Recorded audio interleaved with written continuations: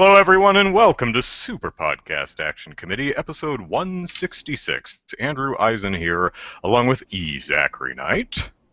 Hello. And this is Danny Ledonne. I don't know if you want me to introduce myself or not, but I just did. So here we go. Wanted to do it. I wanted to do it. I know, because you asked me to pronounce my name, so you were ready. You were ready to say it. That's why I asked you before the show started. So that I could look all smart and everything. Oh, well.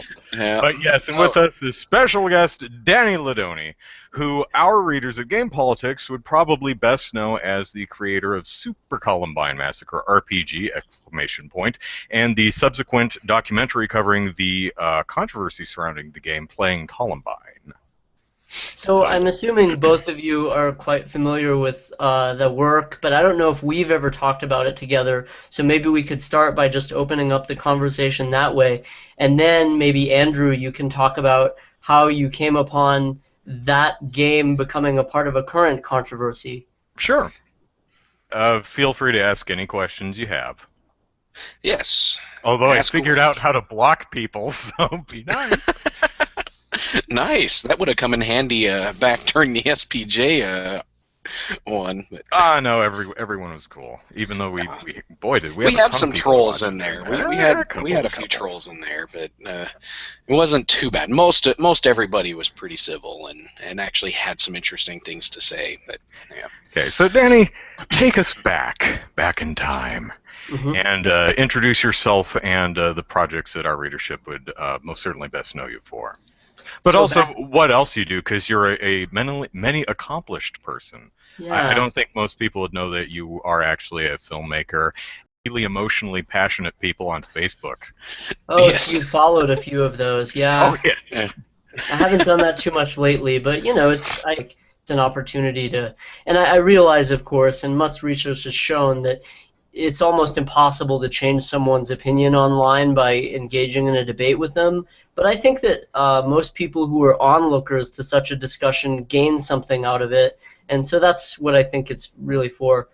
So anyway, as many people know, and as some don't know, in the mid-2000s, I developed and released a video game using the RPG Maker software. I'm not a game designer by trade, but when I came across this platform to make a video game, I thought, oh, well, I could make an interesting game. I wouldn't necessarily have to make something that's kind of the standard, knight rescuing the princess and slaying the dragon kind of game. And so I realized that I wanted to make a game about something that was interesting and something that was socially relevant. It was kind of like an anti-video game, and it was also about a topic that brought video games as a medium to the forefront of discussion, and of course that would be the Columbine school shooting. I grew up in southern Colorado. It's about a 4-hour drive from where I live to downtown Denver, depending on traffic. So I'm not actually near Columbine, but from a national scale, Columbine was certainly in my backyard, so to speak, and I was a high school student at the time. And some has been written about the degree to which I related to or identified with the school shooters in that particular shooting. And I think part of that just comes from the fact that after the Columbine massacre and the news reporting began to come out about the topic, I realized that, oh wait, so I played the same video games like Doom, and I listened to the same music like Rammstein and KMFDM, and so these were the things that were going to be attacked as the reasons for the shooting. And of course, at that age, you're pretty politically powerless. People tend not to listen to you, and this was also 1999, way before most social media platforms by which young people could, create some kind of a hashtag war or some kind of an online movement to challenge those assumptions. So it was very difficult, and I think I just tucked that away until I decided to make a game and create a forum. And that was happening right around the beginning of what we now call Web 2.0, where people could create and release content on their own and use the internet as more of a democratic and discursive medium rather than kind of a top-down storage silo of information. So Columbine, the video game, came out of that, and then obviously the controversies that ensued, the first being, oh my God, there's a game about Columbine, the second being there was a shooting in Montreal at Dawson College a year later, and the killer in that massacre cited, allegedly, some people dispute this, the Columbine game as one of his favorite games, although Postal 2 was his favorite game by far. So the Columbine game became a perfect scapegoat, and it became a perfect staging ground for the debate that I was already trying to have about the connection between video game violence and real-world violence. And it's somewhat easy to forget now, but in the early 2000s, Jack Thompson was like a relevant figure in this controversy, and people on 60 Minutes and the Today Show like actually listened to what he had to say. Obviously, that's not the case anymore, but so it was a perfect platform to have that debate. And then the game was invited as a finalist in the Guerrilla Game Maker competition at Slam Dance, back when it had a game competition. And then a week before the festival, it was pulled from the competition for a number of reasons that seemed to change, related to a potential lawsuit or some asinine copyright issue or something else. No one was ever really clear. So then I made the documentary Playing Columbine to document those controversies and look at this game as an example of the challenges that video games face as a medium trying to explore serious socially relevant issues. So that kind of brings us up to speed with regard to all of that, which I'm sure many of your viewers and listeners are familiar with. So that was mid 2000s, where you made a Super Columbine Massacre RPG in an attempt to comment on a relevant and very politicized topic. Back then, even just 10 years ago, a lot of people didn't really seem ready for that. Games were still kids' toys. Games for change, games for health, games for all of that good stuff were these new radical concepts. How do you feel that has evolved over the last decade? Well, if you asked me until very recently, I would very confidently tell you that things have changed, and not that everyone is going to be going out and buying Super Columbine on their consoles or their online platforms now, because it's still not seen as conventional video game fare, and I don't think it was ever intended to be that.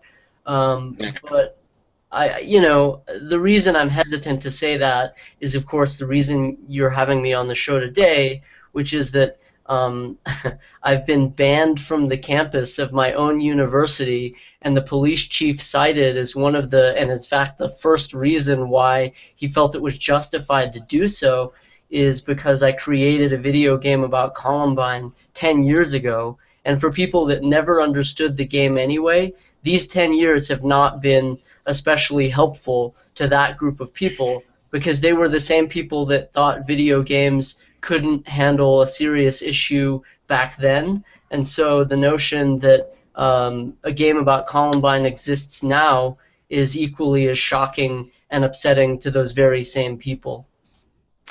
Out of curiosity, do you to this day, I know you were asked a lot, are you going to make a game on the Virginia Tech shooting, and a lot of the shootings that happened in the couple of years subsequent to the release of Super Columbine Massacre. Do you still get asked about, like, did anyone ask you about an Aurora shooting game or a Sandy Hook game? Some of that went away. I mean, I think on an annual basis, my hate mail has kind of dropped off, although every once in a while I still get some random message from someone. But look, I think the reality is, if you think that the guy who made a video game about Columbine is intent on making a video game about every massacre, you don't really understand why the guy made a video game about Columbine. And so after I made that game, people would naturally ask, oh, what's next? What's your next game? And I think, my common answer at that time, this is the mid-2000s, I would say, well, I want to make a game called Grand Theft Election 2000 edition, about the Bush v. Gore election cycle. And I was being somewhat flippant, but, the reality is I'm interested in using video games to communicate a subversive message. And, I already made a video game about a school shooting that was blamed on video games. I don't need to make more of those.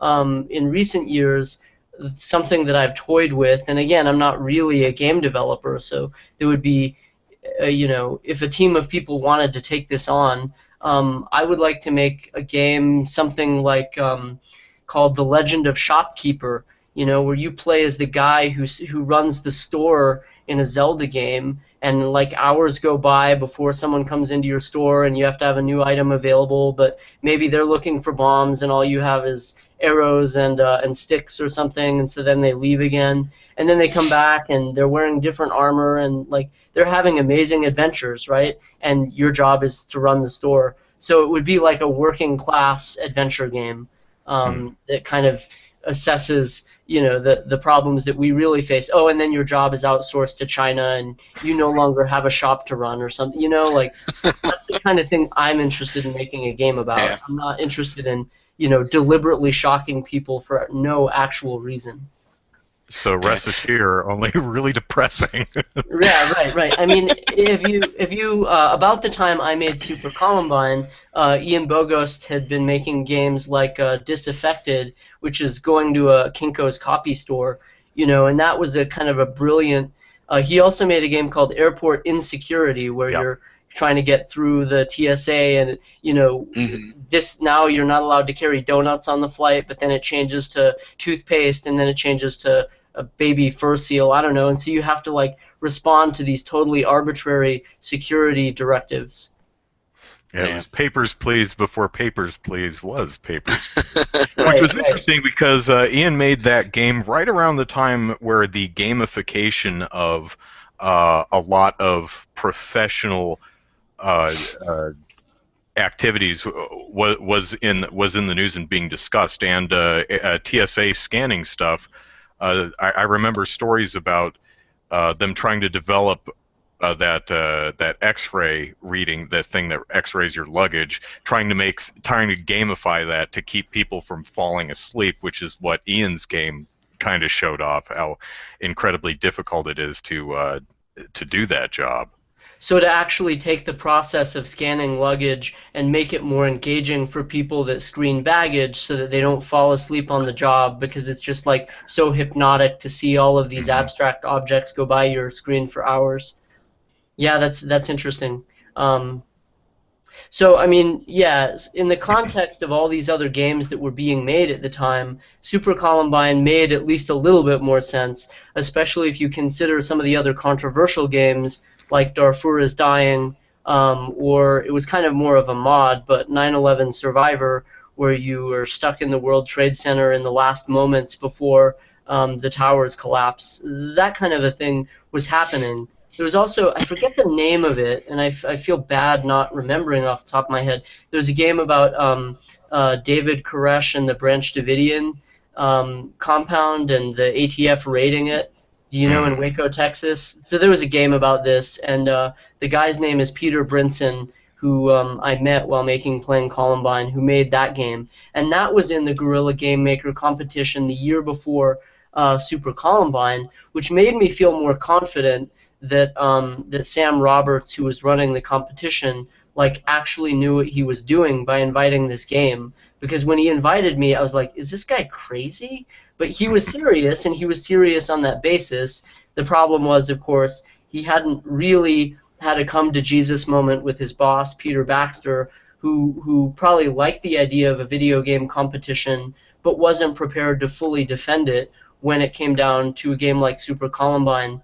And anyone who's seen the documentary Playing Columbine knows that a few years earlier at the Slamdance Film Festival, there was a filmmaker named Brian Fleming who went on to make the documentary The God Who Wasn't There, about the myth of the apocryphal Jesus. But he had made a film called Nothing So Strange, which was a mockumentary, which is generally associated as a comedy genre. He made a mockumentary about the assassination of Bill Gates. And the film took the premise that Bill Gates was assassinated, and it was a little bit about conspiracy theories and media sensationalism. And Slamdance screened that film, even though Bill Gates said he felt personally upset and threatened by the existence of a film about his assassination. But Peter Baxter defended the film. He said, absolutely, we're standing behind the film 100%. Our jury felt it needed to be included. So it was interesting to see the double standard between Nothing So Strange being defended and Super Columbine being pulled. And the speculation was, well, one is a game and one is a film. And Peter Baxter just wasn't prepared to defend a game in the way he would defend a film. So what was the feedback when you released Playing Columbine? Did you receive any feedback from people who had been hypercritical of Super Columbine Massacre, but did it change anyone's minds that you're aware of? You know, I think overall, Playing Columbine is a much more easily digestible work, in part because a video game in general, you know, the way that it engages the player, its rhetoric is so much more subjective. So what was interesting about Super Columbine is that people could report having vastly different experiences. Like some people felt sadness or disgust, some people felt anguish, some people felt catharsis, some people, you know, I mean, video games are so much more interpretive in that way, whereas a film, particularly a documentary, is very linear and its message is very much what it appears to be.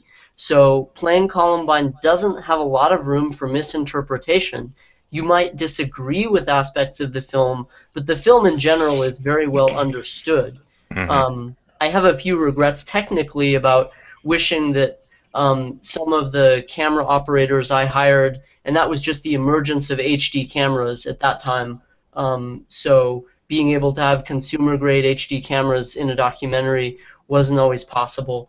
And then the other regret in terms of the editing is that I didn't give the film enough breathing room. So it's a very fast-paced film, and people often kind of speak right on top of each other as you're watching it, which some people like, but older audiences find more overwhelming. So, but you know, the film was reviewed favorably in Variety and all of these other industry publications.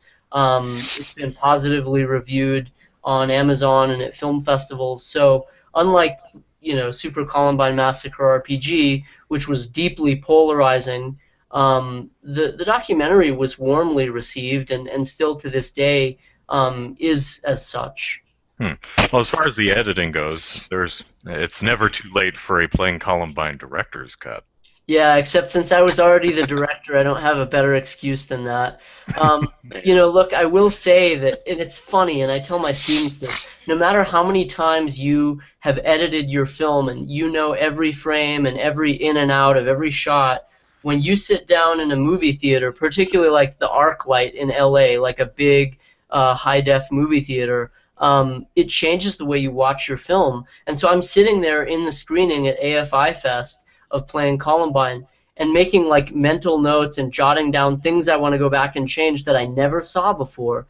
I'm like, why didn't I put a cut there? Why isn't there B-roll over there? I could have, and it's just amazing to see your film in a new light. So I did go back and I've made several subsequent revisions, even after the DVD release. Like, for example, putting subtitles under some audio where there was only a handheld mic and it wasn't especially clear.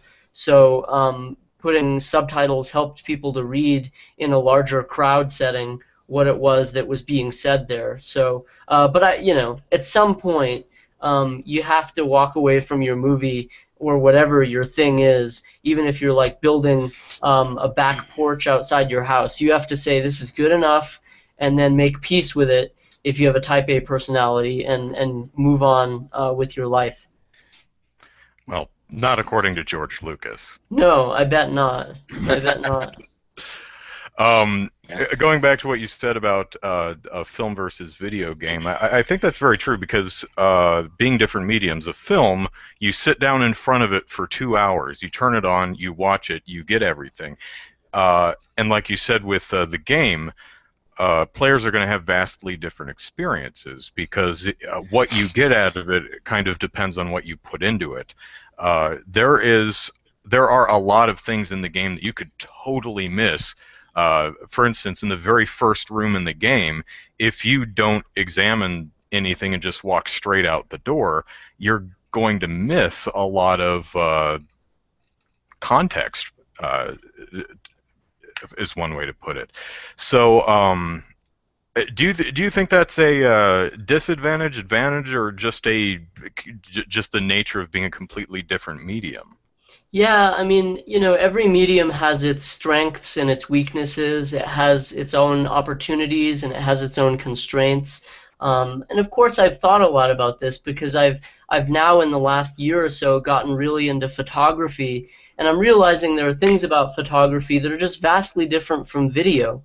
I've recently started a series of podcasts, and that's a different format and medium than shooting the same thing as an interview with two people with a camera on.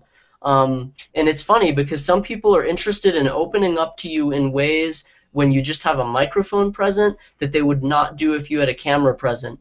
And that's surprising, but it's true for many people. It feels less invasive to have an audio recorder than a camera on. So famously Roger Ebert got into a pretty big controversy when he argued that video games weren't really art because they didn't have a creator who could design the experience for us, and so he was sort of making the analogy that video games are more like a box of crayons by which you're capable of creating art, but that the thing itself is not art, it's just a tool toward an experience. But anyone who's ever designed a video game knows that that's not true, and that at best you give the player the illusion of choice and the illusion of agency, but as the designer of the game, you still created a set of conditions that the player operates in. Like, you can do a lot of stuff in Grand Theft Auto, but you can't do anything. The game still makes certain assumptions about what you can and can't do in the game. And what's funny and fun in a lot of video games is to try and test the edges, what you're allowed to do in a video game. Like an early example would be a game like Legend of Zelda: Link to the Past for the Super Nintendo. That game, of course, has the linear story that you have to accomplish, but it also has things that you wouldn't necessarily do in the entire game, like, oh, I can harass the chicken, and if I hack at the chicken enough, all these other chickens come out and attack me. Like, someone designed that into the game, even though that's something that most players wouldn't necessarily discover unless you're especially curious or sadistic. I mean, some players, and it's just like, it's funny because everyone's like, oh, Grand Theft Auto, it's the game that teaches you how to have sex with a prostitute and then kill them to get your money back. But Zelda's the game that teaches you to break into other people's houses, take all their shit, and then leave. I mean, you learn that in Legend of Zelda, right? And all kinds of other stuff. Like, I've talked about a game like Super Mario Brothers being a game where, you are this Italian plumber from Brooklyn, you're transported to this magical land, and you must, kill or destroy every indigenous creature that you see that crosses your path. Mario is nothing if not a genocidal maniac who probably has a serious psilocybin mushroom addiction. That's another way of interpreting Mario Brothers. So video games allow for those interpretations. But what's funny is, I think we're kind of fooling ourselves when we say that the mediums are truly that different. Because a really engaging film that has you on the edge of your seat is one that you might watch again and again, and you get something new out of it every time, in the same way you would get something new out of a playthrough of a video game. And a bad video game feels a lot like watching a bad movie. You're sitting there thinking, why do I care? Why am I doing this? So I think, as Jason De La Rocca argued in Playing Columbine, it's really more about engagement. And engagement is something that every medium can hook us into, whether it's, a painting that you can't help but stare at every time you look at it in a gallery, or a song that comes on the radio, and you just find yourself staying in your car till it's done singing along. Media has that power for us, and we should be really skeptical of people that try to separate out one particular iteration of media from another to argue that, oh, this is somehow different. Like, okay, a poem about Columbine is perfectly acceptable, but a video game about Columbine is not. Well, why is that? Mm-hmm. Mm-hmm. Yeah, it's also interesting that, like we just discussed with the video games, and different players play it differently, get different things out of it. Even a film, people watch the movie, and each one is seeing the exact same movie, all the same images in the same order and the same soundtrack. Yet a lot of people can come away with vastly different experiences and interpretations. Sure, I mean, just go online and look at some of the fan theories for a film like The Wizard of Oz. I mean, there's so many exotic interpretations of a film that we all know and have seen, you know, or The Shining. I mean, there are films out there that people have developed these elaborate backstories, and like every shot, I mean, there are several documentaries now about, I think it's called Room 237, you know, that's looking at The Shining and all of the different things that Kubrick may or may not have been trying to say in the film. And it is really interesting, and it speaks to what makes art wonderful and why, frankly, unimaginative, dare I say politically conservative people have a difficult time with art, because art isn't always a linear, comfortable experience. Like, art sometimes forces us to confront something about ourselves and to actually think in an engaged, critical way that we might not have considered before. You know, it's fascinating. The last really good film I saw in theaters would have been... Let me guess. Okay. Shaun the Sheep. I haven't seen that film. Ah, you're missing out. I saw Spectre the other night, but it was only so-so. So over the summer I saw Mad Max Fury Road, and just a fantastic movie. I mean, first of all, what I loved about it, if I can play movie critic for a minute, is the fact that it didn't try to be all things for all people. You know, most summer tentpole movies, because Hollywood is so risk adverse now because they're dumping so much money into one movie, they try to have, you know, they have a comedy throughout, but it has to have action, but it has to have some romance, and it has to have some life-affirming family message, and it has to be rated PG-13 so that you get enough violence to keep people interested, but you're not going to turn away the family market by having an R rating. And so you just get this watered-down disaster like The Lone Ranger or so many other films. But Mad Max was just like, we're going to make a car chase film, and it's not going to be about anything else, and we're not going to try and interject all these meaningless diversions and subplots. And so I like that the film was what it tried to be, and at the same time, there are all these fascinating conversations about its representations of feminism, its representation of environmentalism, and it's like you don't need a film to be ornately complex or as almost preachy and sanctimonious as a film like Avatar, where it's like, okay, we get it. It's called Unobtainium, and you're chasing off the Indians from Dances with Wolves. Like, we understand, you know? Well, yeah, and I get what you're saying, because you compare a movie like Mad Max to Terminator Genesis. And, I didn't see that one. And it's exactly what you're talking about. With Terminator Genesis, they tried to inject so much crap in it, and they toned down so much to get the PG-13 rating that it was just a terrible movie. And it's just like, you know, what made the first Terminator and the second Terminator so good was the fact that it was about an unstoppable killing machine trying to kill someone. Yeah. And somebody trying to stop the unstoppable killing machine. And that's all the first two movies were. And then every movie after that was just like, oh, we got to make this big deal about how Skynet is trying to overcome the challenge of being stopped in the previous films and trying to be subversive and stuff. And you get Terminator Genesis had this big overarching commentary on our connected life, you know, with our phones and tablets and everything. It's just like, I just want to see a movie about a giant or a killer robot trying to kill somebody. Yeah, I mean, John Ford, who has been listed as one of the most influential filmmakers of all time, famous mostly, of course, for his westerns like Stagecoach and others. John Ford famously said that a good movie has three good scenes and no bad scenes, and I think that's true. I think if you have a film with three excellent set pieces, I mean, I'm thinking like about The Dark Knight. The Dark Knight had just some incredible scenes and no bad scenes, and it was like, yeah, this is a damn good movie. Hmm. So anyway, I don't want to divert us too much, but I do want to make sure that your readers understand that making a video game about Columbine apparently does have long-term professional consequences, even when you think that you're out of the woods and everything is behind you. Yeah.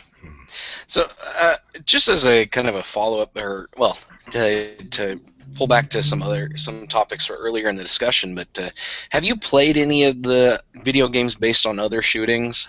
Because there was one based on Sandy Hook, and I think there was Yeah, one on Virginia Tech and a few others. Have you yeah. played them?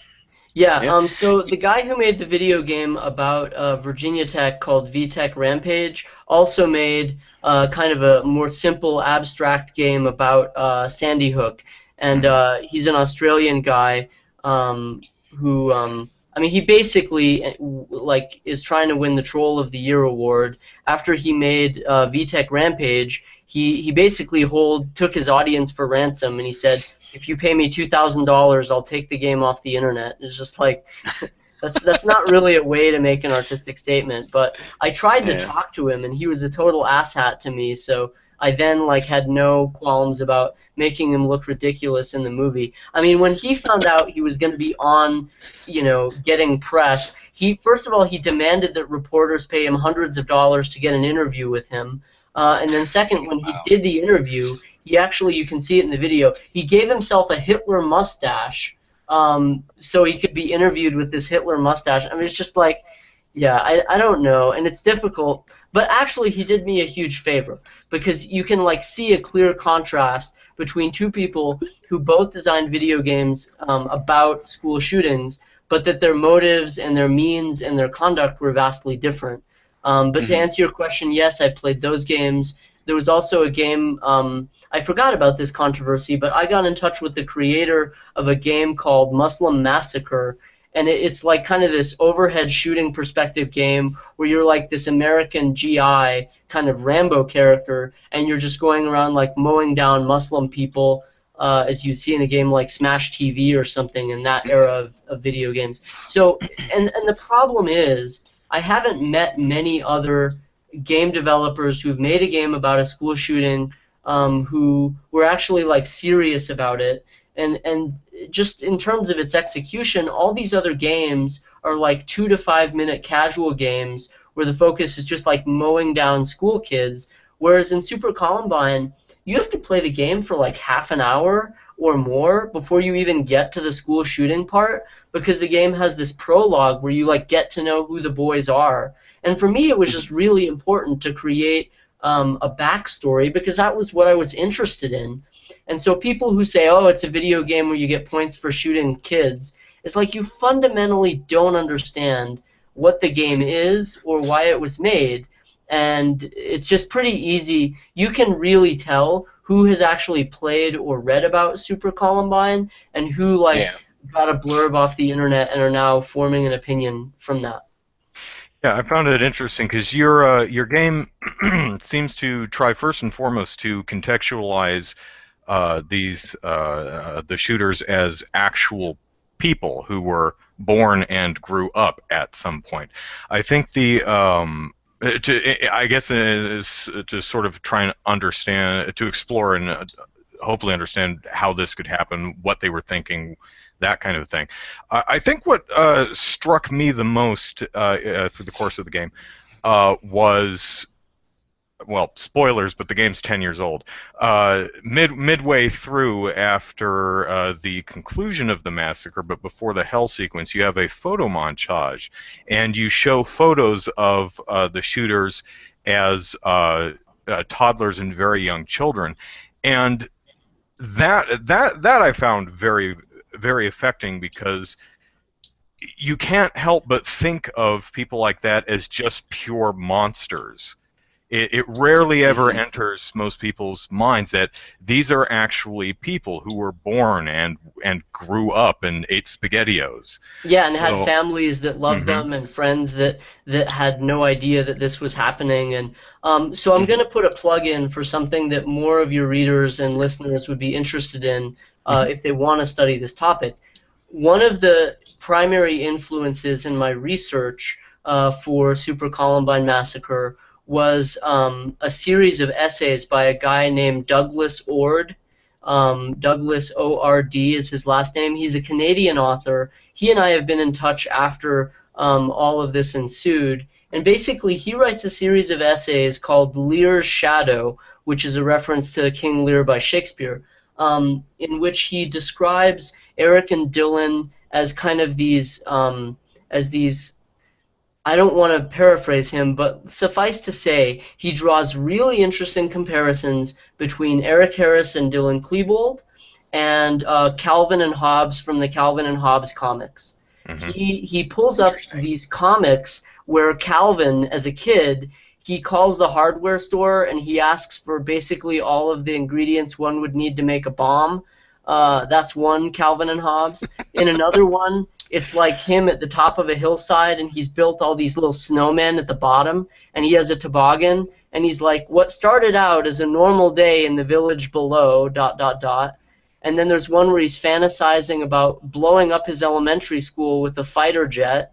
I mean, there's all these examples of Calvin being like a school shooter, you know, in his 6-year-old self, and it's a fascinating examination. But something else that speaks to what you just said is the fact that he looks at their yearbook photos all the way through grade school, through high school, and what's clear is that you can see both in Eric and Dylan that they're like outgoing, friendly, nice kids, and then they reach those awkward middle school years, and suddenly they start to have this more guarded smile. They're a little bit more timid in their yearbook photo, and you sort of think that that's when their difficult years of being bullied or feeling ostracized or marginalized begin to take their toll up through their junior year. But if you look at their senior year class photos, they both have these big grins on their faces.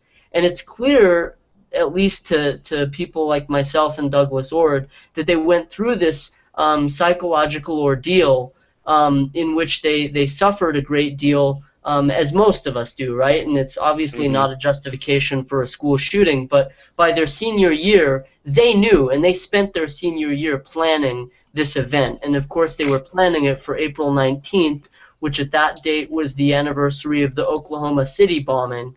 But I guess there wasn't school that day. It was a Monday, so they ended up doing it Tuesday, the 20th of April. But you can see that they had resolved in their minds the idea that this was going to be their final act, and it's almost like they knew that their senior yearbook photos would make the cover of Time magazine, because they talked about that in their video diaries and things of that nature. So it's an interesting study as you see their progression and wonder, how did these kids become the monsters that we associate with them as when they started out like normal kids? I mean, a fun fact or an interesting fact about Dylan Klebold is that his parents very much did not want him to be exposed to violence at a young age, so he was not allowed to play with G.I. Joes or more violent toys. Obviously, that changed when he was old enough to make his own decisions, but it's an interesting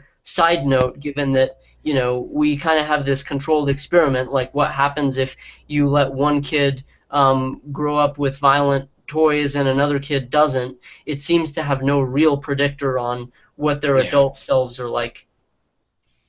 Yeah, and I think that's been reinforced in a lot of subsequent studies, like from the Secret Service and the FBI. They release their reports on Columbine and Virginia Tech, and it's just like, it's like, well, we don't know what causes this. It's like, here's a whole bunch of factors. It's like lists 200 things. It's like, some combination of this causes these things, but we don't know what. Yeah.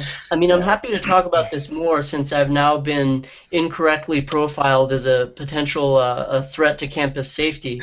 Um, Despite being perfectly fine for years. Let's background that a little bit. Sure, yeah.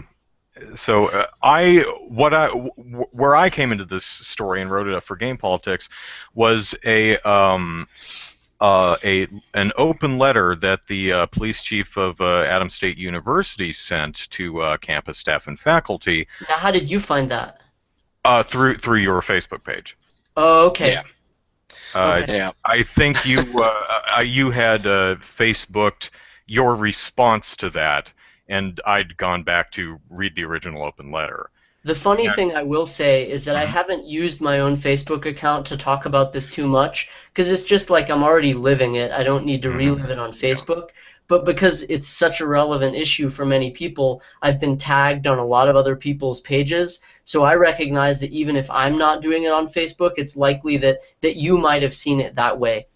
Mm-hmm. Yeah. Yeah, I'm trying to think if I was aware of Watching Adams before I saw that. I don't know why you would have been, but I don't think I was. And Watching Adams is.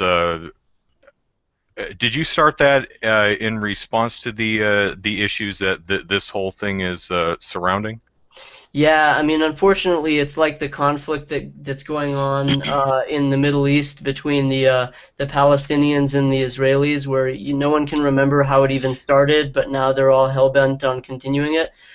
Look, so basically what happened is I taught at Adams State, so I just used that analogy. It'll work for the night. So I started teaching at Adams State University in 2011, and I taught there for 4 years as a contingent faculty member, first part-time as an adjunct, and then as a 1-year full-time visiting professor. And it was so perplexing because, like, I'm building this video program from scratch. I started a film festival with a group of people that didn't exist before, creating a video club, and I'm basically like creating this thing out of nothing and thinking, okay, I'm going to be a really strong candidate when this becomes a full-time job. And then both years I applied for a full-time position, I wasn't a finalist in the search for the position.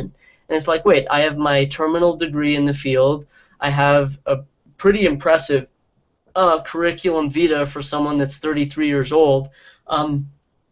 So it was really perplexing. And so I decided to start looking into the process, and I found my own score sheets by filing an Open Record Act request so I could see how I was being evaluated.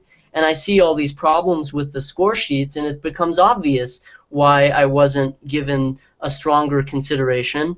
So I take that back to the university and say, hey, there are some problems here. And they kind of give me this runaround where everyone is concerned, but no one's actually able to do anything about it. And then we get a new president in and a new Office of Equal Opportunity, and neither of them will meet with me. The Board of Trustees won't meet with me. So I let them know that, like, this is still a problem, and I'm looking for a way to resolve it, and I offer them mediation, and this is at the beginning of October. And then by mid-October, I'm served this letter by the campus police chief at my home that informs me that my alleged behavior has been a cause for concern, that I've been determined to be a threat to campus safety, and I'm now banned from campus, and if I step foot onto Adams State University, I will be arrested. So now I will go back. When Adams State basically started stonewalling me in June and July, in addition to teaching, I'd been doing video work that they then canceled and didn't tell me why. I'd gone from a substantial annual video budget to zero. Like, they couldn't hire me anymore.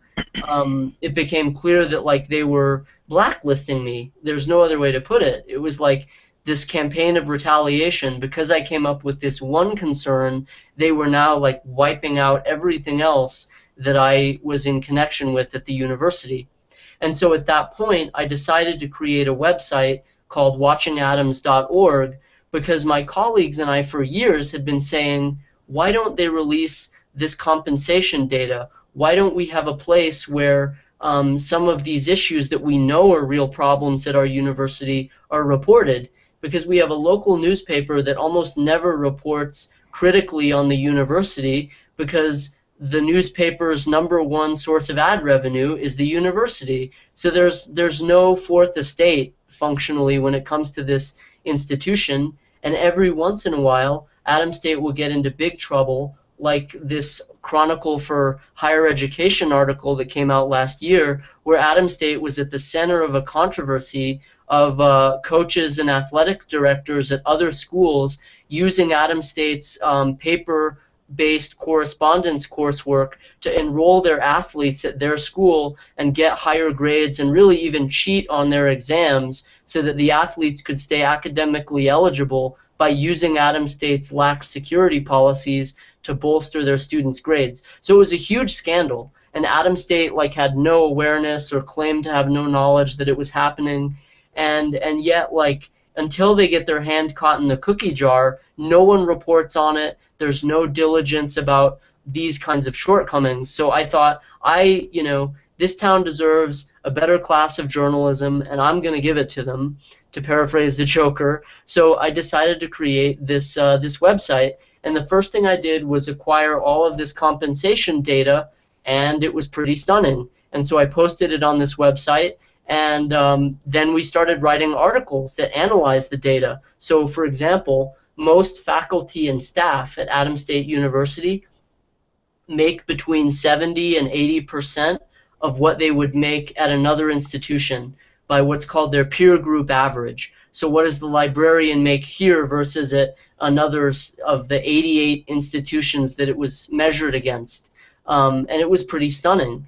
But then we discovered that there are 24 administrative positions that were above 100% of their peer group average. So it just became this damning indictment of an institution that's underpaying its faculty and staff and telling them there's nothing they can do about it, or trust us, we'll take care of it, while all of these administrators were being paid sometimes 110, 130% of what they would make somewhere else. I mean, it was insane. And so when this started coming out, 2 days after we published our first set of articles, I get this letter from the police chief saying I'm a threat to campus safety because I made a video game 10 years ago, and when I walk onto campus, some people feel threatened or think I will go postal if they don't get what I mean, it would almost be hilarious if it weren't so sad and absurd.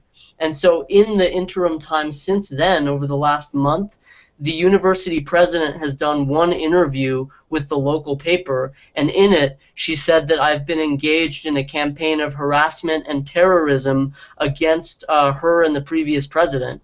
It's like terrorism is a legal term that has specific definitions, and you can't just say someone is engaged in terrorism. That's defamation. Like, if I were engaged in terrorism, the FBI would have searched my house. They would have, conducted a psychological evaluation. I mean, it's patently ridiculous. And they've gotten themselves into so much trouble now that they don't know how to get out of it. And that's where we are at tonight as we have this interview. So, so the what I found most interesting about McClure's statements and Police Chief Goretzky. Yeah, so the police chief is Paul Grahowski, and the president is Beverly McClure. Right. What I find interesting is they say a lot about you, and they use really scary language like Danny's irrational behavior, and it's a public safety concern and terrorism. Yeah. But in all of these open letters and the quotes from the Valley Courier, they never come up with anything specific other than the list of facts that Paul Grahowski sent in his open letter. But he said they were facts, so why are you not convinced? Well, we have a higher threshold of what constitutes a fact. All right, okay. Maybe it's something like that. What I found funny is so they're basically saying that Danny Ledonne is a potential threat to campus He acts irrationally. He's scaring the crap out of people. Trust us on this. And the first thing he says, literally the first fact that he lists is Mr. Ledonne created a post-Columbine video game that recreates the horror of the Columbine High School shooting massacre. That's it. Well, And it's kind of funny, right? It's funny because he doesn't say when that happened. He didn't say it happened 10 years ago. Yeah. He didn't say that it happened prior to me being hired for 8 semesters in a row by Adams State University and being evaluated very strongly by Adams State University. And just as a matter of like basic English composition, of course, any video game about Columbine would be made post-Columbine. Like, if I made a video game about Columbine before it happened, that would be pretty amazing. Although Jack Thompson did say that he predicted Columbine on the Today Show. Boom! And he did not, because I got the transcripts from the Today Show, and I read them, and no, he did not predict Columbine on the Today Show a week before it happened. That was a big old lie. Well, hey, let me just say, all right, Condoleezza Rice was asked about the president's daily security briefings, and George Bush receiving one in August of 2001 saying bin Laden determined to attack inside the United States. And they said, hey, I mean, you know, who knew that they were going to try and use airplanes and fly them into buildings? Like, no one would have thought of something like that, right? So if you're vague enough, I mean, you can convince anyone that your prediction is accurate at some point in the future. Like, I can make a prediction on this show that sometime in the next year there's going to be a mass shooting and that we should have known that it was coming. Unfortunately, I'm already right. Yeah. Well, you're a day late. I'm sorry. Yeah, well, that's not the United States, but so we go. Anyway. So, so that happened. The Colorado Conference of the American Association of University Professors, who are also noted radicals, by the way, so be careful whatever they tell you. Yeah. They seem to be in your corner and sent a rather nice letter to President McClure. What's going on there? Had you had any contact with them prior to that? Did you know that was coming? No. Well, yes, I did. So, look, the day of me receiving this letter, so here's who they think I am, or who they must have thought I was. They must have thought I was a guy that when they hand me this letter, I'm going to be afraid and I'm just going to hang my head and say, okay, I guess I'll go away now. But it's like, I've had this career of activism in my life. There's this whole Columbine thing that you guys know about. What you probably don't know about is that in 2013, I was one of 10 plaintiffs that sued the Alamosa School District because they sold a piece of property where they used to have a school for $250,000 less than it was worth to a private RV developer to turn this land along the river into a private RV resort, when I was with a group that was proposing it be turned into an agricultural community farm park, and we were willing to pay them full value for the property. That was called Keep Polston Public, and that is now the Healthy Living Park. Yeah, so I remember you talking about that on Facebook, and it was a very interesting controversy. But what came of that? So I mean, we won. It took us a long time. We had to go to court. It was a really bitter small town controversy. It was ranked like the second most important news story in our region, behind a massive forest fire that summer. So it was a big deal. But look, man, like, I work for them now. I create videos for the Healthy Living Park, and that property was where I went to elementary school. So it was worth it for me to like defend this piece of land so that, my kids or my grandchildren can go to that same area and enjoy being right there along the river. It's beautiful. And every time I bike along that biking trail, I'm so glad that we fought the good fight on that one. So I've just decided that this is how I want to spend my life. And when this thing happened with Adams State, not just being banned, but the whole knowledge of how much institutional corruption and inequity there was, and how everyone inside Adams State was just too afraid to do anything about it because everyone's about to lose their job, or their funding is going to be cut, or they're up for tenure next year, or they want to be a department chair. Everyone has a reason why they're not going to stick their neck out. And after Adam State basically kicked me to the curb for the last time, I said, I'm in a position to do something about this, and I decided to create Watching Atoms. So, when this whole being banned from campus happened, I started contacting some press that I knew in the region, and I started letting professional affiliations like the ACLU, like the American Association of University Professors, like the Foundation for Individual Rights in Education, let them know that this is how Adam State was doing business. Look, it's one thing if you think someone is a threat to campus safety, and as we've seen in Oregon and way too many times before, there are actual incidents of active shootings on campus, so it's a real issue. But the way Adam State handled it is totally wrong, because if I was actually a threat to campus, delivering this piece of paper to me telling me I'd be arrested if I set foot on campus and doing nothing else is actually making the campus a more dangerous place, because someone who actually would have been a harm or a threat to the campus, by isolating them and then publicly humiliating them by releasing these emails about them, that just increases the likelihood that they'll retaliate. If they and that's the thing, Adam State can't really think that I'm a threat, because if they really thought that I was a threat, the Alamosa police would have showed up. They would have had a search warrant for my house. They would have performed a psych eval to see if I was a threat to myself or anyone else. They didn't do that. What they did was try and keep me off their campus because I was going to their meetings, I was publishing documents about their university that's unfavorable, and it's clear from the timeline of events that when they banned me has everything to do with when I started publishing these documents. Yeah.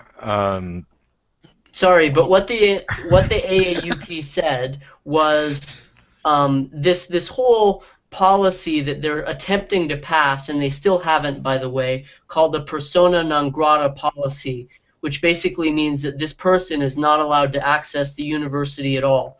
And Adam State is a public university, but the concept of public is really tricky, because public schools are public, but you can't just walk into a fourth grader's classroom without being ID'd and without some reason for being there.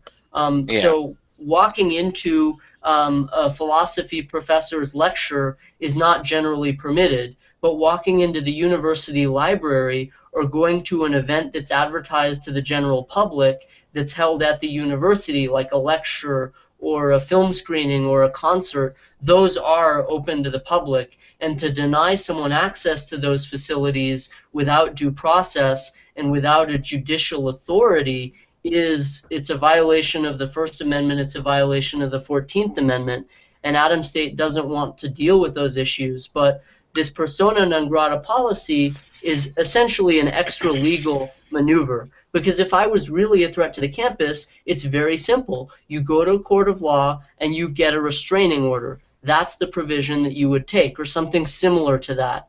The persona non grata policy is basically like a way to do that without actually going through a court of law, and that's, that deserves to be challenged in every school that has passed one, and that's why the AAUP and now the ACLU is starting to look at this issue, because universities are not islands that have their own legal system. They're still subject to the laws of the United States. So you can't say that you can deny someone due process on your university because you passed a policy signed by your administrators.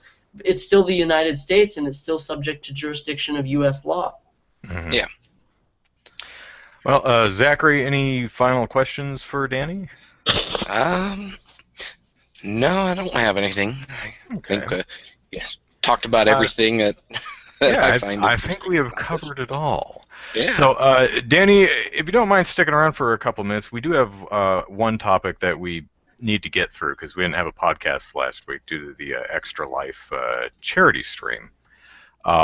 So let's real quickly go over the poll from weeks past, which asked if $5.9 billion to acquire King, the developer of Candy Crush, was a good move for Activision. We had 124 people respond to the poll, and 62% said no, it's a dumb move.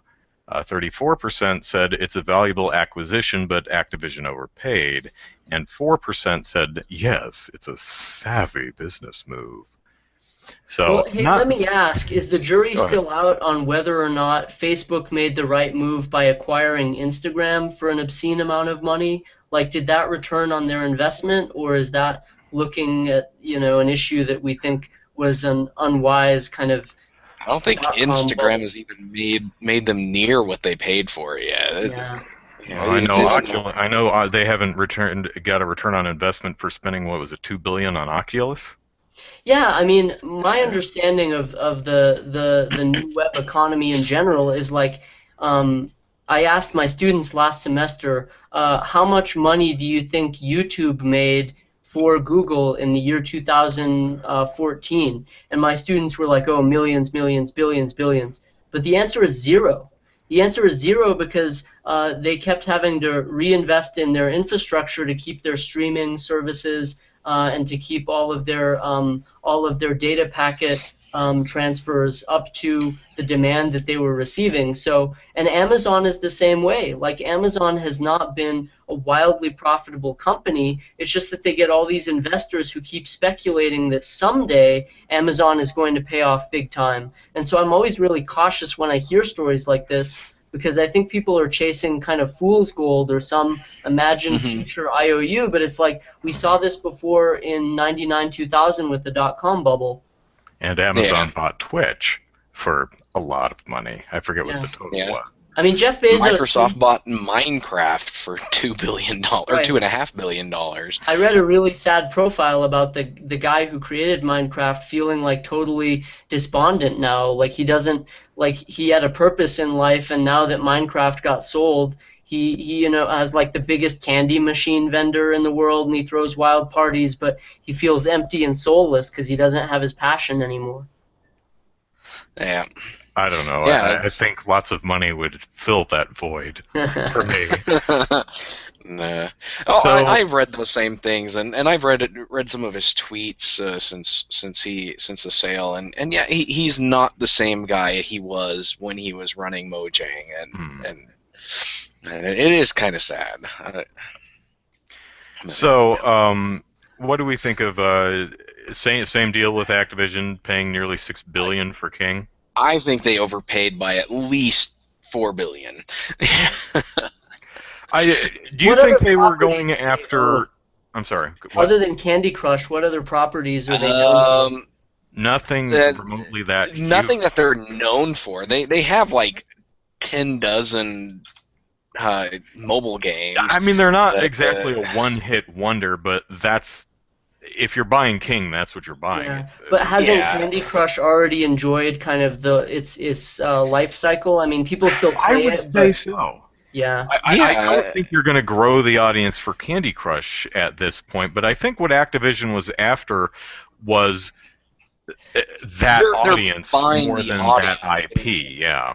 Yeah. And that's basically what everybody's saying about Microsoft buying Mojang, was they're buying the audience, and I'm like, I don't really see that doing any good. It's like, I don't think that's true. I mean, audiences can't be bought that way anymore, and companies hate it. But we're not a generation that buys the album. We want the single, and that's all we're interested in. We're not interested in the entire network of cable channels. We want on demand the show that we want to watch. So I don't think there's nearly as much loyalty as these companies think that they're buying. Yeah, I agree. I think, and I completely lost my train of thought. So Zachary, cover for me. It's just the poll results, right? Yeah. You've decided on that. Yeah. But so we've got 62 people who said that it was a completely dumb move, and I can sympathize with that. 34% said it's it's valuable, but Activision overpaid, and that's where I stand. I don't think Activision really has a strong mobile segment in house, and so buying King and its development staff and stuff, they've got a really good they've got a good studio for developing mobile games and applications, and if they can apply that, and they could probably do pretty well. Tomb Raider Go and Fallout Shelter, and there was an Assassin's Creed mobile game too. But these things are different than their AAA counterparts, but they're very successful for what they are. And so if Activision can tap King for the same kind of stuff, for maybe like Call of Duty or something along those lines, they could do well there. But I don't think they're going to do well with. Let's see, we got Alphabet Saga, Candy Crush, Bubble Witch, Farm Heroes Saga. I think if they were going after, like Nintendo's working with DNA to help it build out its mobile division, if the expertise in that area is a lot of what Activision was going for, I think they could have saved a ton of money just buying an army of really smart people who are really good at this, rather than spending nearly $6 billion. I think they wanted a company that they could buy and immediately start raking in money. They're already working on building up, or re-earning that investment into King already. King makes, I don't know how much, but like $50 million a day or something along those lines. I don't know. But maybe what they're doing, maybe they're just planning to not necessarily reboot Candy Crush as a game, but maybe they can get Michael Bay to direct a feature-length film version of Candy Crush, and it's going to be a huge hit in 3D. There we go. It'll be better. Yeah, if they can make a game based, or a movie based on Tic-Tac-Toe, or they can make a movie based on Candy Crush. And it should star Jai Courtney. Yeah. Because it must be the blandest thing ever. Yeah. But yeah, there's absolutely nothing in King worth $6 billion other than the audience and the expertise. But yeah. Man, and only 5 people thought it was a savvy business move, so. Yeah. So, those 5 people work for Activision, by the way. They just came under the poll. Well, if you have 3 of them work for Activision, 2 of them are trolls. Oh yeah.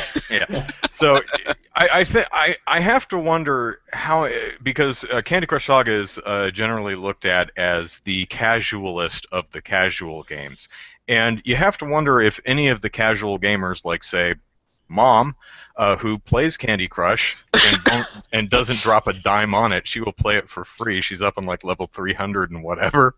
And she will stay there until she beats that level and move on to the next one. Are you talking about your mom, Andrew? I'm talking about my mom, yes. Yeah, okay. Who also... my wife was really into Candy Crush a while ago. She's moved to Yahtzee now, so... But my point is Mom would not be able to tell you who the developer behind Candy Crush is, and I'd be willing to bet that most of the so-called casual gamers who casually enjoy Candy Crush do not know, nor do they care who King is. So, like what you were saying, Danny, is that brand loyalty is irrelevant. Yeah, I was arguing I was arguing for brand disloyalty out of savvy, out of people who are very selective. But it sounds like you just made an argument for brand disloyalty out of unawareness. These are people who don't know who made the game that they like, and it's not going to matter what other games they make. Mm-hmm. I think though what they probably want to do is hook into all this. Yo, dog, I heard you like Candy Crush, so we're gonna, and then they like throw 3 other products at you. But then it gets so spammy that people are just gonna get turned off, I would think.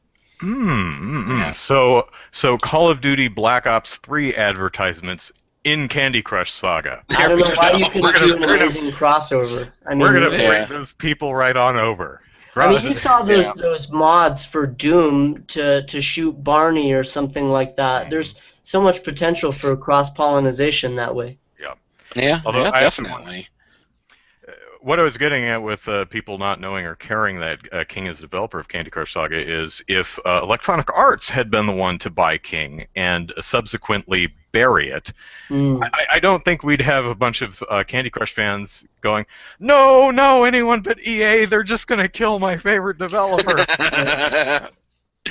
Yeah. At least King may still exist in 4 years. Right. Yeah, that's true.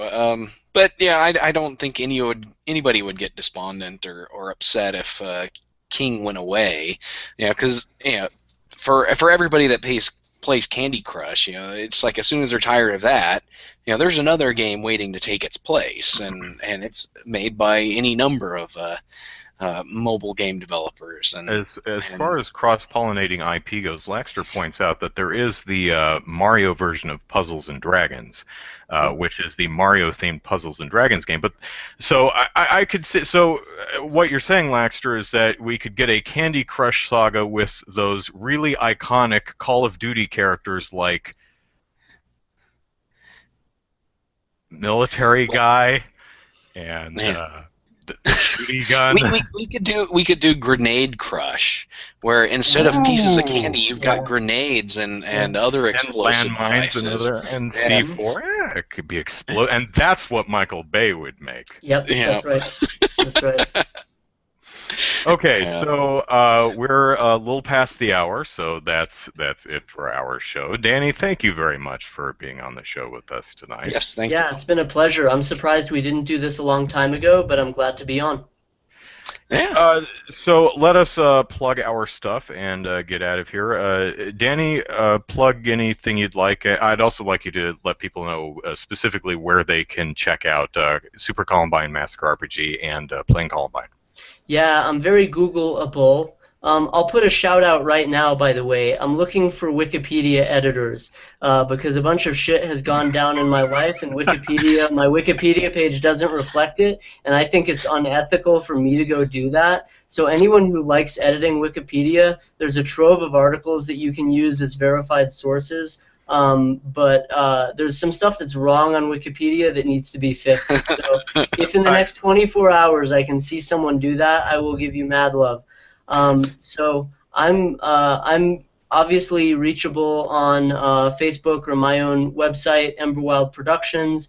You can find Super Columbine Massacre at columbinegame.com, playingcolumbine.com for the documentary. And you can also find out why I got banned from Adams State University by going to watchingadams.org. Okay. One more thing. Let me see if I can actually share this because it's hilarious. Okay. I don't know if you're seeing it. Yeah. Explain that. We saw it. All right. So when the original XCOM UFO Defense came out in the mid-90s, I loved it. I thought it was like one of my favorite games, the original XCOM for the PC. So naturally I was excited when XCOM Enemy Within, or rather Enemy Unknown, came out in 2012, and then they made kind of an upgrade. It's more than a DLC called Enemy Within. And so I played the one-player campaign mode a whole lot, but I also started playing multiplayer, and I was actually in a guild called TXB, which stands for That's XCOM Baby, which is one of Jake Solomon's phrases that he popularized when he was designing XCOM. So it's a great game, but the multiplayer has some major problems, like major game-breaking problems. I think if it were fixed, XCOM could be a high-level competitive multiplayer game. Maybe not like StarCraft, but there could be tournaments for it. But because the multiplayer game is so buggy, it never rose to that level. So what I decided to do was, over the course of a couple of years, just playing XCOM multiplayer, was massively abuse the leaderboard in a variety of ways. One being that losses and disconnects are not counted equally against you. Another being that if you disconnect, or rather another being that if you win when you're the client and not the host of the match, you actually get a disconnect rather than a win. So everyone's win-loss record is just totally fucked up. And so I decided that I was just going to abuse it so massively that I became the top-ranked player in XCOM Enemy Within, and then I changed my Steam username to XCOM Leaderboard is Broken. So now anyone who goes to play XCOM knows. And this has been for over a year, and Firaxis and 2K Games have done nothing to fix these problems that keep the game from being better. I mean, here's the best example, okay? In the game, for the original Enemy Unknown, whenever you moved your units, the timer would keep going. But in Enemy Within, because all these noobs kept complaining that they didn't have enough time to move all their pieces, it's like, yeah, because you don't play the game well. They complained about it, and so then they have the timer stop whenever any of your units make a move. The problem is there are some moves you can make that are infinite, like when you switch weapons by pressing the X key on your keyboard.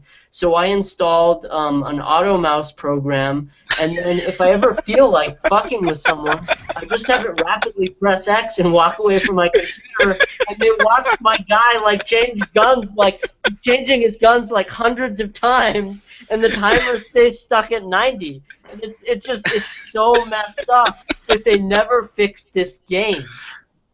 Yeah, that reminds me of the Hearthstone. You know, people like to abuse the animations and stuff because your turn is your turn doesn't end until all the animations are done playing. And there was somebody who set up it was a match against himself, but he set up a turn that lasted nearly 48 hours because of all the animations that had to play. Yeah. And so that's something that people like to rag on Hearthstone about. Yeah. And it's hilarious to read these kind of things or see these kind of things. But yeah, that's the problem with messed XCOM, up though. Yeah, the problem with XCOM, and this is a major product. It was an award-winning game. It had a large budget, and you'd think they could fix this. But I think they threw the multiplayer function in as just an afterthought. They didn't play test it well. I mean, another really big problem is what's called the floater launch glitch. There's a unit that you can launch anywhere on the board, including right into your opponent's spawning zone. And it's supposed to end your turn when you launch.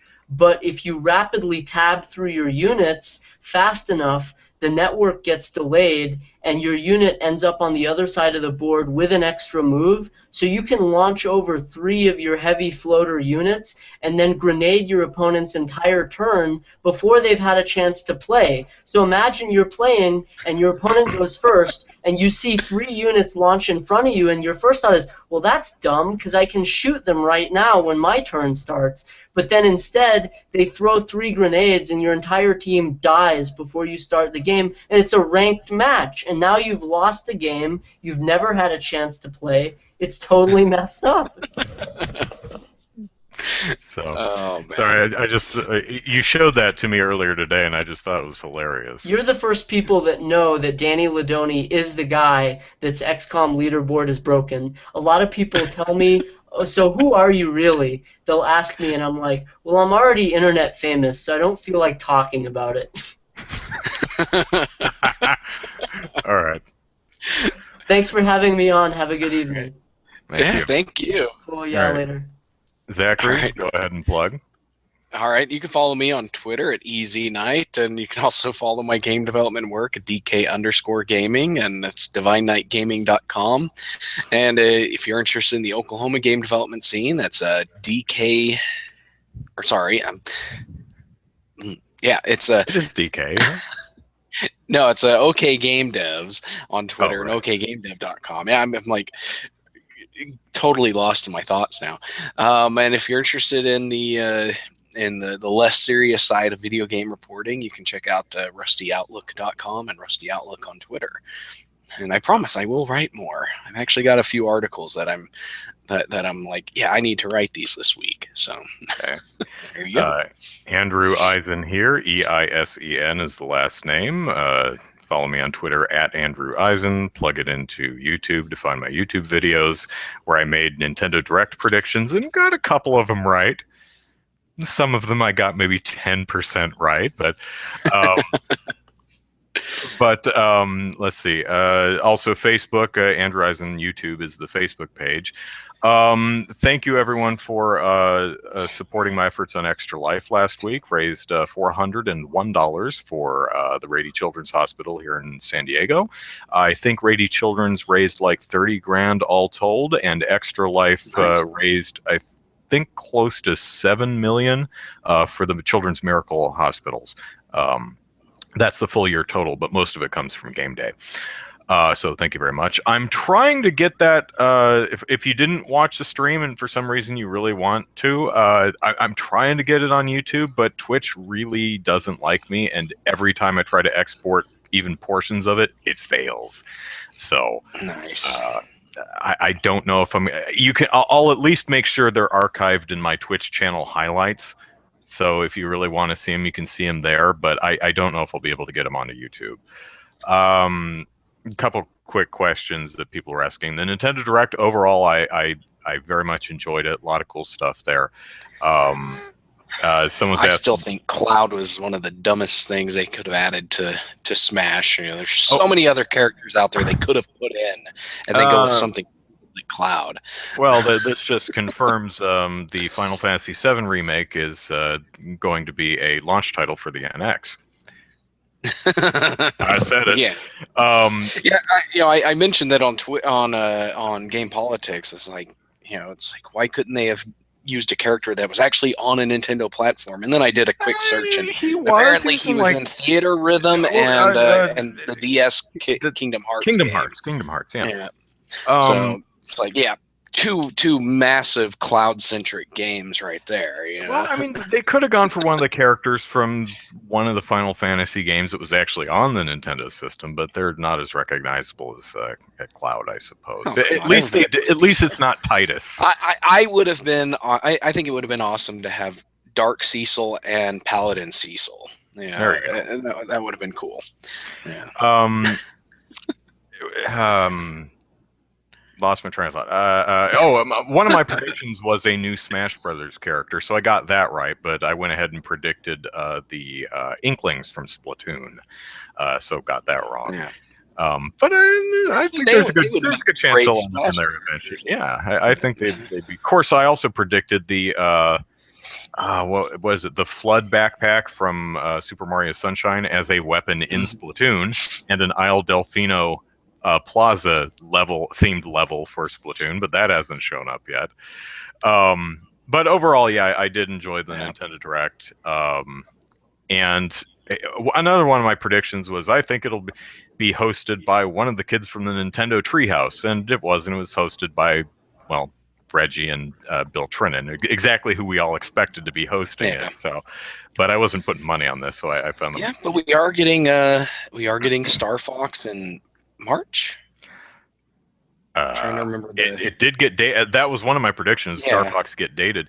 Another one of my predictions. It's actually coming out in the spring. So I was really surprised that there was no mention of the working English title Shin Megami Tensei Cross Fire Emblem. I predicted that it would get the official English title, even if it remains Shin Megami Tensei Cross Fire Emblem. But man, no mention of it at all, which makes me wonder, what was that going to be, a late 2016 release? It's a shame because it does look really cool. The Laxter says we did get a water park Splatoon level, though. Yeah, that one does look pretty neat. Trilink says apparently the rule that the proposed Smash character has to be on a Nintendo system was a mistranslation of the original interview. Yeah, I don't mind Cloud. I personally have no attachment to him. I think it's probably a pretty savvy move because it's like, oh, if you're prone to going, oh, that's one of those things that makes you go, oh, I suppose. But I'm more on board with Rio than I am with Cloud, and Starbucks, I still don't like that. I still don't like the inclusion of Rio, but I'd rather have Vice, Ica, or Fina from Skies of Arcadia than Cloud from Final Fantasy VII. But again, I'd take Cloud over Titus any day. Although it would be funny if his what is it, Ultra Smash, Super Smash, massive smash, the smash ball thing, that super ultra attack. If he just stood up there and did a stupid ha ha laugh, and all of your. I wonder if he's going to have an alternate costume of him in drag. And from there's the scene where he dresses in drag so he can infiltrate this whorehouse. But and then he goes ha ha, and all of the player characters just turn around and jump off the stage. There we go. So that would anyway. What else do we want to say? Oh, the so in addition to some of what's her face, Lindley's costumes being edited for the localized version of Xenoblade Chronicles X, which I've talked about in previous weeks and annoys me.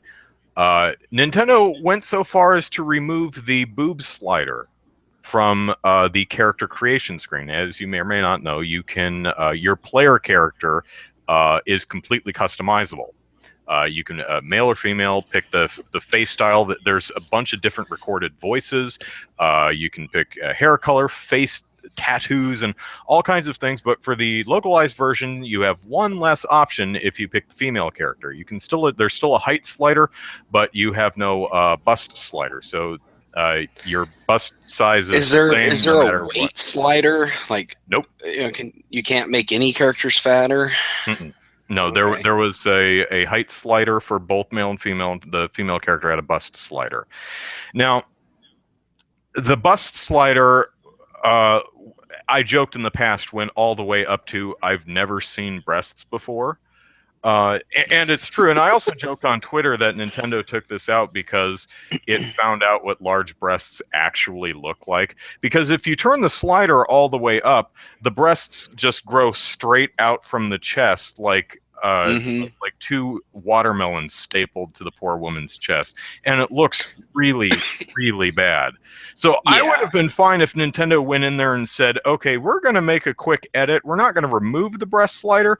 We're just going to make large breasts actually look correct. That's a fine change. I don't consider that censorship. I consider that fixing it. So, and personally, I would have been fine if they just didn't include it to begin with. But and then you're, at that point, it's like, well, it's not in there to begin with, so we're not missing anything. Well, right, but I think for designing female, I think it's a fine thing to add because women with different bust sizes do exist, and when you look at women with varying bust sizes, you can see that they have varying bust sizes. And you may say, well, it's only fair that we have a man's package slider. And sure, but no matter how well hung you are as a male, we all pretty much look the same when we're wearing pants. I mean, unless we're rolling up several pairs of socks and stuffing them down the front of our jeans, well, that's it all looks the same. Yeah, exactly. So if you had a junk slider, say, you would see like nothing. It's like, trust us, it's changing. We're going from 4 to 8 inches here, but you're really just not going to see anything. So, so yeah, bad move on Nintendo's part. I don't know what they're thinking. It's like, someone's going to complain. Well, more people are going to complain now, you silly widgets. Yeah. So. One of the things I did like about the Nintendo Direct, and really it was just the Nintendo Direct landing page, was they just had at the bottom of it, and no, we're not talking about the NX. It's like, okay. It's like they put that on the landing page so that nobody would go in expecting the NX to be talked about, and that I completely understand because everybody wants to know about the NX, but the thing is Nintendo's not going to talk about a new console until an E3, so. They might. If the NX actually releases this fall or even early fall or late summer, they might announce the console, because they did announce one of them before E3, Wii or Wii U, maybe both. They might announce the console at their own event or direct before E3 and then use E3 to show games. But then again, at E3, they just do their directs and Treehouse streams. They don't do the big conference anyway, so Yeah. Who knows what they'll do? But someone mentioned Retro Studios' absence. Yeah, I love Retro Studios. Big fan of the Prime and the Donkey Kong Country games. So I'd love to see what they're working on next, and I hope it's something original because I would love another Prime game. I would love another Donkey Kong game, but I really think Retro Studios has the ability to just knock it out of the park with something original, and I would love to see them try. So. Mm-hmm. Yeah. But yeah. Oh, another thing. There was Capcom is Street Fighter V is still under development. It's not out yet, so it's kind of hard to. So you can't really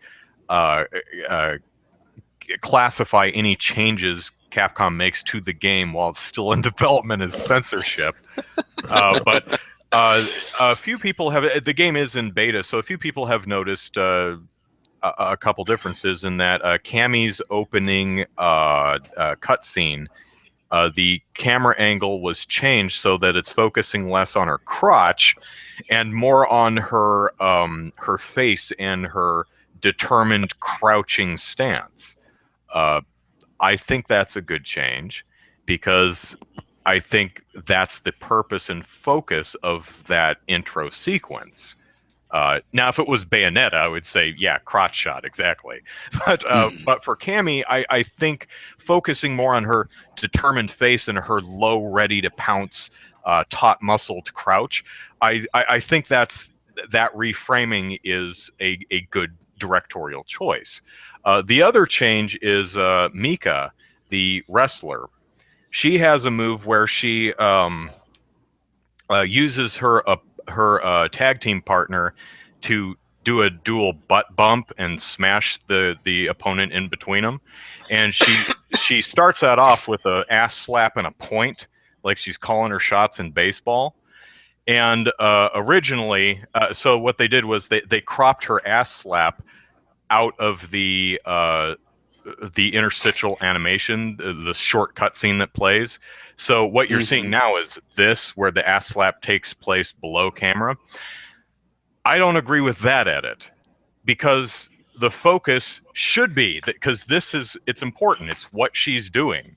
It would be like if you made a Babe Ruth movie and he was calling his shots and you cropped the baseball bat out of the shot. See, this is bad framing for calling your shots in baseball. You should be able to see it. So I disagree with that change. If I were to play Armchair Editor, however, I do think there's a bit too much jiggle to her butt when she slaps it, because our Mika is modeled as an incredibly tautly muscled woman.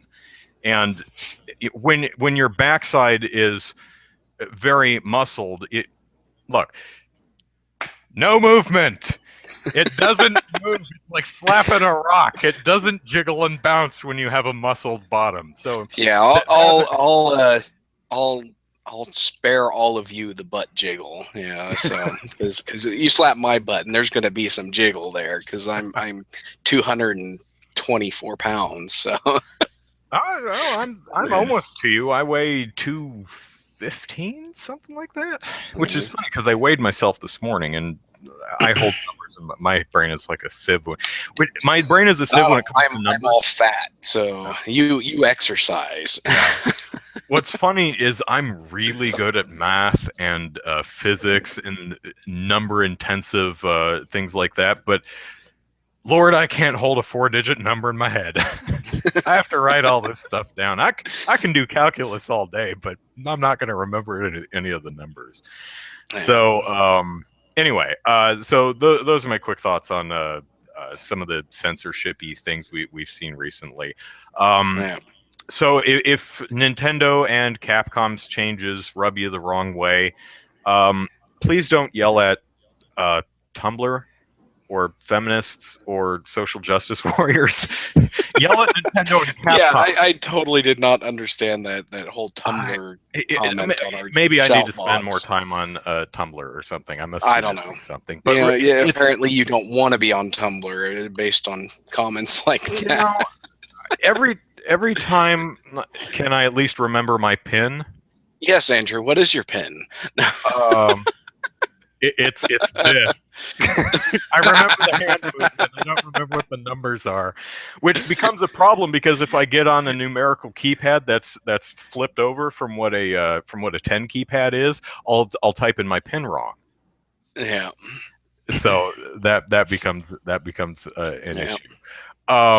So someone, Trusty Gem, I think, linked me to a GameFAQs or maybe a NeoGAF thread where someone had received a boilerplate response from Nintendo regarding the edits made to Xenoblade Chronicles X. But what struck me as really nice was the original letter here she sent, which was very nice, very polite, explained what Nintendo did and why that person didn't like it and what they should do. It was a really great letter. So if you disagree with what the edits Nintendo makes or the changes that Capcom has made it to its still in development game, write them a letter. I do the handwritten thing still because I feel that companies really pay more attention to you if you take the time to actually handwrite and, well, I type it and sign it, but snail mail something. But email works too. Social media, I don't think they really pay attention to. But send them a letter. On the company. Yeah, some companies better, but yeah, Nintendo's not a social media company at all. And it was a couple of years ago, but they did the Reggie thing. The Reggie, it's like Reggie's going to be on Twitter, and he posted 6 tweets. 2 of them were exactly the same, and yeah. Oh, TriLink has a great comment. Nintendo has great third-party support. For Smash Brothers. That's very true. Capcom, Square Enix, Namco. Yeah. God, man, Konami, get Simon Belmont in there, man. Yes, come on. See, that's another character that would be awesome on there. Simon Belmont. I would even slide and say, okay, if you want to put Alucard in there, go ahead. But even though Alucard wasn't really, I don't think he was on any of the Nintendo Castlevanias. But Simon Belmont, that would work. What would be so the next Nintendo Direct? It goes Smash Brothers cross Konami, and you're like, oh my god, is it going to be Simon Belmont? And no, it's Harry Mason from Silent Hill, and you're like, what? See, another character I'd like to see in Smash is Firebrand from and all he does is wander around and yell, Cheryl. And his Super Smash is just making it really foggy, so you can't see anything. Yeah. Oh man. Okay. So anyway, we're gonna get out of here. Thank you everyone for watching, and yeah, all right. There it is. You can email us at superpackpodcast@gmail.com. Follow us on Twitter @superpackpodcast, and subscribe and rate us on iTunes someday. I'm gonna yell at James again, and like us on Facebook. So, thank you all very much for watching. It was a lot of fun show. Danny was a fun person to talk to, so I'm glad we had him. I enjoyed that. All right, you cool gamer kids. We will see you next week. Bye-bye. All right, see ya.